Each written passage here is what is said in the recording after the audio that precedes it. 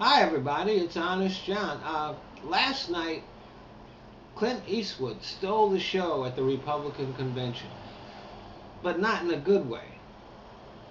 In front of a totally non Hollywood crowd, he decided to do an acting exercise. The old talk to the chair routine. So he ad libbed a speech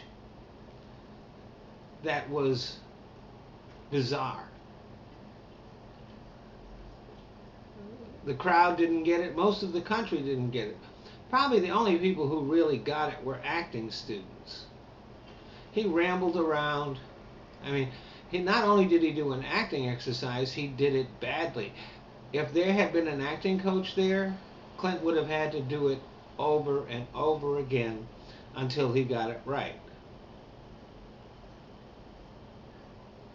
Before Clint makes his next movie, he's going to have to convince some people that he hasn't completely lost his mind.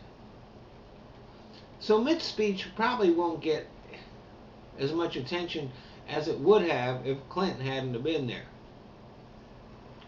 And give Mitt credit, he gave a very good speech. He opened up a little bit, talked about himself in a very unexpected way. And when he talked about his mom and dad, I was touched. But just when you thought he might be a real boy, out jumped Pinocchio. He talked about Obama's failure to unite the country, overlooking the fact that his party made no bones about the fact that they were going to do everything in their power to see Obama fail. They walked away from their own ideas. They completely refused to compromise. His reference to Obama's failure was a clear reminder that the failure was of the Republican Party. Now, I didn't expect him to call out his own party for that because Lord knows he doesn't have that kind of courage.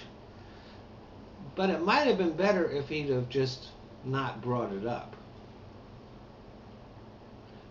Then there was the line about needing an American to get things done. Red meat for the birthers and the racists.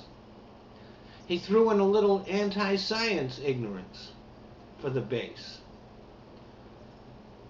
And it was another reminder of Romney's willingness to pander to the most ignorant and extreme and hate-filled elements of his party. It was also a reminder of his lack of courage. It's also obvious that Mitt has been listening to crazy old John Bolton too much. He rattled the drums for war with Iran and seems to want to bring back the Cold War with Russia. Now, Putin's a prick, and he can't be trusted. But whatever happened to speak softly and carry a big stick? Obama has been very deft with foreign policy. Does anybody believe that a Republican administration could have put together the coalition that toppled Gaddafi? Not a chance.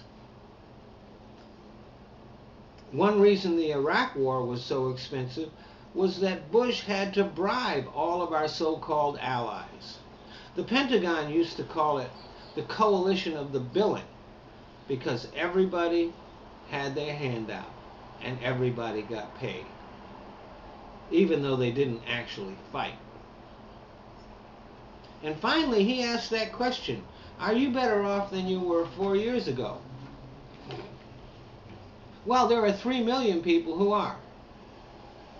Somewhere over 3 million. Those are the people who got jobs under the Obama administration. And if you look back 4 years ago, the economy was tanking at a rate of 9%. Now it's growing at 2%. Not great, but a lot better than shrinking. 4 years ago, we were shedding hundreds of thousands of jobs per month. For the past couple of years, even in its worst months, the Obama administration has seen job growth.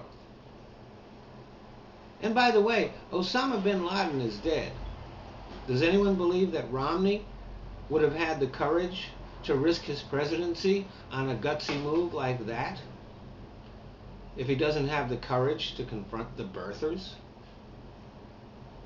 So yeah, we're still in tough shape. But this country is in a lot better shape than our last president, who just happened to be a Republican, left it. That question might have worked for Reagan, but believe me, it won't work for Mitt Romney. Thanks for listening.